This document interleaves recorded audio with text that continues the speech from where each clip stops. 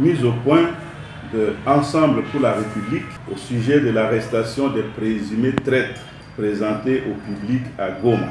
Depuis novembre 2021, les rebelles du M23, soutenus par le Rwanda et leurs autres complices, agressent notre pays au Nord Kivu, comme de nombreux autres acteurs.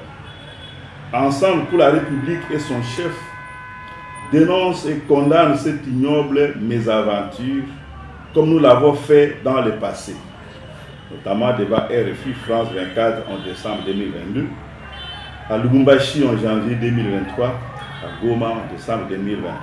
Nous rendons hommage aux vaillants combattants des FARDC qui se battent avec courage et d'énormes sacrifices face à ces périls qui menacent l'unité et l'intégrité de la RDC. Nous ne cesserons jamais de plaider que le gouvernement leur consacre plus de ressources pour mieux les motiver, les équiper davantage et leur assurer des formations plus adéquates. La sensibilité et la compassion de notre leader, Moïse Katumbi Tshako, à l'endroit des populations qui subissent les affres de cette guerre, l'ont déjà amené plus d'une fois à mettre la main à la poche pour une assistance humanitaire solide en faveur des sinistrés.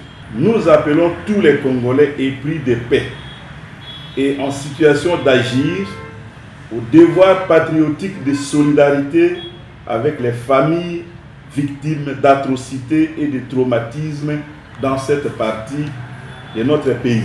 À l'occasion de la présentation à la presse des personnes présumées coupables de complicité avec les M23 et traîtres de la cause nationale, le vendredi 8 mars 2024, les propos du général Sylvain Ekenge Bomoussa, porte-parole des forces armées de la RDC à Goma, mettant à l'index les partis Ensemble pour la République, ne sont pas passés inaperçus et appellent de notre part quelques observations pour éclairer l'opinion tant nationale qu'internationale.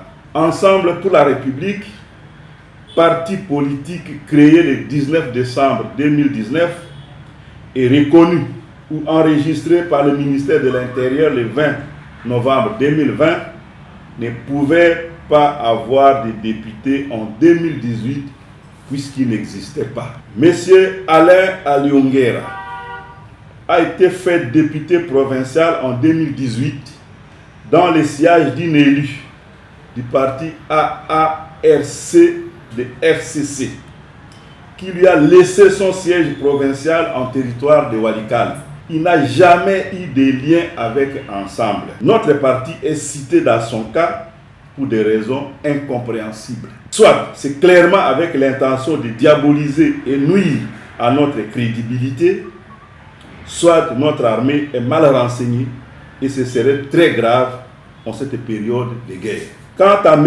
O.P. Kibuya Sabini, élu député provincial du territoire de Rutshuru, sur la liste du regroupement politique MS aux élections de 2018, aucune certitude n'établit qui se serait présenté sur une liste d'ensemble comme les élections de 2023 n'ont pas eu lieu dans le Rutshuru, étant donné que d'autres acteurs politiques issus de la même souche que lui ont opté pour d'autres organisations au moment de la compétition dans leurs fiefs respectifs. Nous apprenons par ailleurs que d'autres personnes arrêtées dans cette opération, qui sont membres avérés de certains partis politiques de l'Union sacrée, ne sont pas présentées au public avec leurs organisations d'appartenance telles que AVRP, BUREC et autres. Il ne saurait y avoir de bons et de mauvais traîtres pour que certains soient tués et d'autres dénoncés. Il n'y a pas longtemps que nous avons suivi le passage à la rébellion d'un haut cadre issu du MLC. Les autorités de notre pays n'ont pas étalé les MLC sur la place publique ou tenté de les livrer à la vindicte populaire.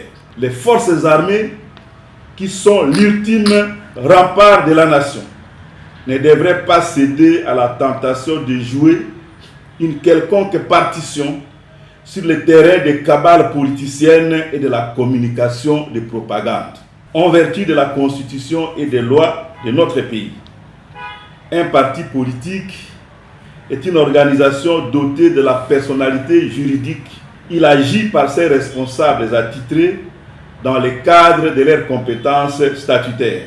Les citoyens membres d'un parti non mandatés pour l'engager ont leur vie propre. Ce qu'ils disent ou les engagements qu'ils prennent dans leur cuisine et salon, champs et boutiques ne concernent pas les partis et ne sauraient justifier d'aucune manière une quelconque suspicion ou de ténébreuses allusions valant présomption de culpabilité sur leur parti. En règle générale, un membre reconnu coupable d'actes délictueux est sanctionné conformément aux lois du pays et aux dispositions statutaires.